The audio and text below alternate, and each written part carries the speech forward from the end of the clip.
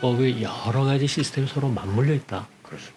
그렇기 때문에 어느 하나만 똑 떼어서 말할 것은 아니다. 예, 예. 예를 들어서 어떤 분들은 왜 자꾸 권력 얘기만 하냐. 예. 국민들의 인권 내지는 기본권이 더 중요하다. 그거 얘기 왜 빼느냐 하는데 지금까지 역사적인 발전 통해서 나온 것처럼 권력이 오남용되면 인권이 침해되는 거거든요. 그렇습니다.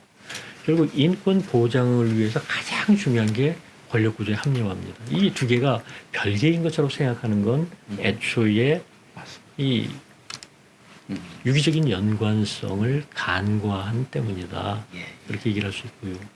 예를 들어서 제가 이제 여러 번 얘기를 했었습니다만 이제 청와대 정부라고 하는 것 자체가 예. 이 권력이 어떤 경제 활동이나 여러 가지 모든 문제를 청와대에서 통제하겠다. 통제하겠다. 이게 개발 독재 시절의 모델이거든요. 그래서 개발 독재는 비판하면서 예. 청와대 정부는 계속 가져가겠다. 지금 그렇게 하고 있습니다. 그게 이제 앞뒤가 안 맞는 얘기가 되는 거고요. 더더군다나 우리가 이제 뭐 방금 말씀하신 저출산 고령화의 문제라든지 산업구조의 변화, 특히 뭐 4차 산업혁명 이런 것들을 생각했었을 때는 이런 이 20세기 중반에 적용되던 시스템이 완전히 달라진 21세기에 성공할 수 있느냐? 그건 아니거든요. 그리고 더더군다나 그때는 이 박정희 정권에서 개발 독재가 나름의 성과를 보여줬던 것은 그때 우리나라의 인적 자원, 물적 자원이 매우 한정적이었었기 때문에 이른바 선택과 집중을 통해서만 성장할 수 있다. 골고루 다 해가지고서는 어느 세월에 그렇죠. 가시적인 성과를 보이겠느냐. 몇 개 집중적인 투자를 하고 그동안에 좀 허리띠 졸라매고 그럼으로써 그게 이제 성장하면 그 성장의 효과를 주변 분야로 확산시키고 이런 시스템으로 했던 거고 그게 나름의 성공을 거둔 겁니다. 그런데 오늘날에는 그때와는 인적 자원이나 물적 자원이 훨씬 더 풍부해졌고 또 그때는 말하자면 그 몇몇 안 되는 대한민국의 가장 유능한 인재들을 청와대에 모아놓고 니들이 가장 똑똑하니까 니들이 한번 해봐라. 이런 시스템에서 지금은 청와대에 모여있는 사람이 대한민국의 가장 똑똑한 사람입니까? 아니죠. 전혀 아니거든요. 전혀 아니죠. 그런 사람들이 대한민국 전체를 갖다가 이끌고 가겠다. 무리입니다. 오히려 이제 다양성을 뭐 어떤 문제는 그 해당 분야의 기업이나 기업 연구소가 가장 잘 알고 있고 어떤 문제는 뭐 대학의 최고의 전문가가 있고 어떤 문제는 정부 부처 내 전문가가 있고 이런 사람들이 적극적으로 자기 역할을 할 수 있도록 잘 만들어주는 것이 정부의 역할이지 정부가 이건 이렇게 해라 저건 저렇게 해라 일일이 규제함으로써 더 좋은 경제 환경을 만든다. 그건 시대착오입니다. 시대착오. 이재명 후보가 당선이 된다면 청와대 정부는 계속될 거라는 그런 될 수밖에 없을 겁니다. 그럴 수밖에 없습니다.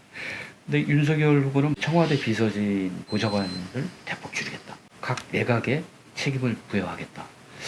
일단 그것은 대통령의 의지에 달려 있습니다.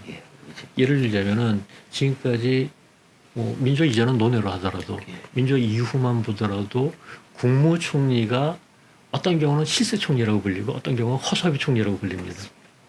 근데 그게 총리 자신이 좀 유능하고 똑똑해서라기보다는 대통령이 이제 많은 권한을 위임해주고 알아서 하시면 실세총리가 되고 그렇습니다. 그게 아니라 대통령이 직접 다 챙기고 있으면 총리가 할 일이 없어요. 그러면 이제 허수아비 총리가 되는 맞습니다. 거고 마찬가지라고 봅니다. 결국은 장관들에게 얼마나 혹은 각 분야의 전문가들에게 얼마나 믿고 맡기느냐의 문제다. 그 부분은 대통령의 의지에 달려있는 부분이라고 봅니다. 다만 그런 것은 안정적이지가 않습니다. 엄격하게 얘기하자면 대통령이 마음 바뀌면 언제든지 그렇죠. 바뀔 수 있는 거기 때문에 그렇습니다.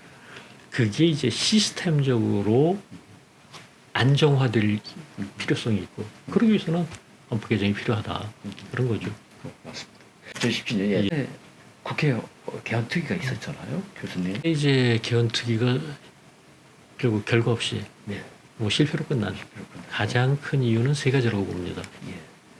첫째는 대통령 선거, 자문위원들은 열심히 뭔가 모여가지고 하려고 그러는데 정작 특위위원들, 국회의원들은 국회의원들은 대선에만 관심이 있고 대선 이후에는 정부 조각하는데 이제 또 어떻게 되나 이런 거 맞습니다. 관심 있으니까 정작 개헌 쪽에 관심이 없어요. 맞습니다. 박근혜 전 대통령이 무슨 개헌은 블랙홀이어서 뭐 어쩌고 그런 적이 있는데 맞습니다. 개헌보다도 오히려 대선이 블랙홀이었었던 맞습니다. 그런 상황이었던 게 첫 번째 원인이고요. 예.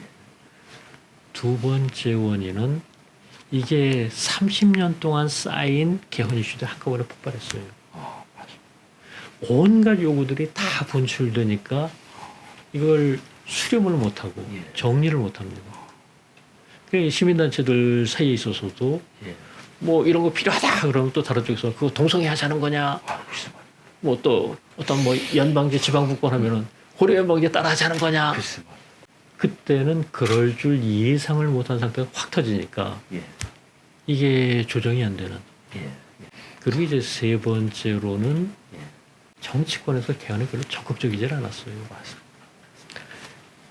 당시 이제 대선 전에 예. 대선 후보들을 이 개헌특위에서 불러다 놓고서 네. 개헌 약속받고 뭐 예. 이랬었는데 그랬었죠. 그리고 이 세 가지 요인에 의해서 실패했다. 예. 저는 그렇게 보고 그런 것 하나하나를 해결해야 된다고 봅니다.